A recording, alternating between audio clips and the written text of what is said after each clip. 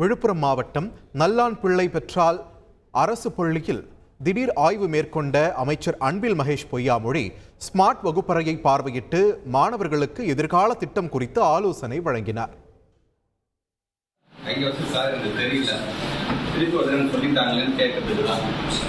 அங்க வந்துட்டு வெக்கப்பட்டு கூச்சப்பட்டு தலையை குடிஞ்சிட்டு பேசுறதுக்கு நீங்க வெக்கப்பட்டு அந்த ஆப்பர்ச்சுனிட்டி கொடுத்தீங்க அப்படின்னா அது இந்த மாதிரியான பழக்கம் தொடர்ந்து வந்துட்டே இருக்கணும். பார்த்தீங்கன்னா எவ்வளவு பெரிய ஆளானாலும் சரி சைக்காலஜிக்கலா இந்த பயம் ஒருத்தே வரும். எனக்கு புரியல அப்படின்னு ஒருத்தர் ஏமாத்த கேட்கறானோ வந்து நிறைய கத்துக்கணும்னு ஆசைப்படுவான். நீங்க 11th 12th இன்னும் ஒரு கிட்டத்தட்ட ஒரு 24 மாதங்கள் எவ்வளோ டெடிக்கேட்டடா நீங்க படிக்கிறீங்களோ அது ரொம்ப ரொம்ப லைஃப்ல முக்கியமானது. நல்ல காலேஜ்ல எப்படியாச்சும் போய் சேர்ந்துடும். காலேஜில் நீங்கள் சேர்ந்துட்டீங்கன்னா இது கைண்ட் ஆஃப் தூய்மை மாதிரி தான். அந்த நல்ல காலேஜில் கேம்பஸ் இன்டர்வியூ நீங்கள் முடிக்கும் போது உங்கள் வேலைக்கு அவனே எடுத்துக்கணும். நான் என் படிப்பை முடிச்சு கிட்டத்தட்ட 2.5 வருஷம் நான் வேலை தேடிருக்கேன். நான் 2 வீலர் எடுத்துக்கிட்டு ஒவ்வொரு தெருவா போவேன்.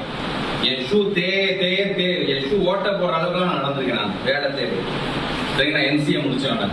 அன்னைக்கு இருந்த ஒயிட்டு ப்ராப்ளம் இருந்துச்சு. அதெல்லாம் அவங்க கஷ்டப்பட்டேன்.